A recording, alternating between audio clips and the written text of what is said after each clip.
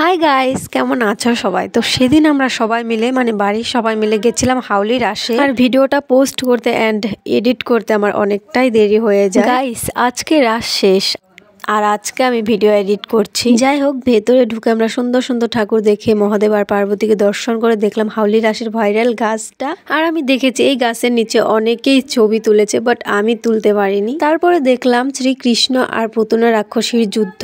এমা, যুদ্ধ করে দেখি শ্রীকৃষ্ণ ঝোলনায় বসে রয়েছে আর এটা দেখার জন্য অনেক লোক দাঁড়িয়ে রয়েছে। এন্ড তারপরে দেখলাম আমাদের জুবিনদার অনেকগুলো স্মৃতি। কেন জানি না মনে হচ্ছে আমার ভয়েসটা চেঞ্জ হয়ে গেছে। বাই দ্য ওয়ে, আমার বোনও যে কি দেখে কি ভাবছে ওই জানে একমাত্র। সো আমরা সামনে থেকে সুন্দর সুন্দর মূর্তিগুলো দেখে আমরা চলে গেছিলাম মেলার ভেতরে। মেলার ভেতরের থেকে কিছু টুকটাক জিনিস কেনার পর বাইরে এসে দেখলাম প্রথম প্রাইজের সামনে এত লোক দাঁড়িয়ে ভিড় করছে। এখানে ভিড় হওয়ারই কথা। আসামের ভিতরে সব থেকে বড় গাড়ির খেলা হলো হাউলি রাসের, তো ভিড় তো হবেই, তাই না? ফার্স্ট প্রাইজের দামটা আর বললাম না, সবাই জানে। আর গাইস, আমাদের পুরোপুরি নিরামিষ ছিল, আমরা চাইলেও কিছু খেতে পারছিলাম না। আমি একটা শুধু আইসক্রিম খেয়েছি। হাউলি থেকে বেরিয়ে আমরা চলে গেছিলাম বরপেটা রোডে রাস দেখতে। সাবস্ক্রাইব করে যাও, নেক্সট ভিডিওতে দেখতে পারবে। চলো টাটা।